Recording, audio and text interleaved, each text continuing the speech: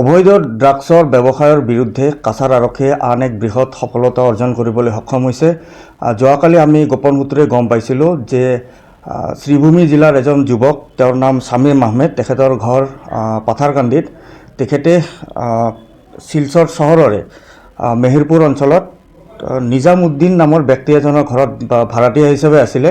সেইজন ব্যক্তি শামীম আহমেদ, তেখেতে বহিৰাজ্যৰ পৰা তেওঁ ড্ৰাগছ আনি সেই ভাড়াঘৰত তেওঁ মজুত কৰি ৰাখিছিলে আৰু আমি এই ঘটনাৰ সম্ভেদ পাই আমি লগে লগে এটা অভিযান চলাইছিলোঁ আৰু এই অভিযান কালত তেখেতৰ পজিশ্যনৰ পৰা 85টাকৈ চাবোনৰ বাকচ, য'ত তেওঁ হিৰইন লুকুৱাই আনিছিল, 947 গ্ৰাম হিৰইন লুকুৱাই আনিছিলে, তেখেতক হাতে নাতে ধৰা পেলাইছিলোঁ আৰু ইয়াৰ বিৰুদ্ধে এটা ইতিমধ্যে গোচৰ ৰুজু কৰা হৈছে আৰু ইয়াৰ তদন্ত আৰম্ভ হৈছে। ইয়াৰ ভেলু প্ৰায় 5 কোটি টকামান হ'ব। যিখিনি আমাৰ প্ৰাৰম্ভিক তদন্ত হৈছে তাৰ পৰা আমি গম পাইছোঁ যে বহিৰাজ্যৰ পৰা তেখেতে এই বস্তুখিনি লৈ আহিছিলে আৰু কাছাৰ জিলাৰ মাজেৰে সৰবৰাহ কৰি আন ৰাজ্যলৈ লৈ যোৱা তেওঁ চেষ্টা চলাই আছিলে।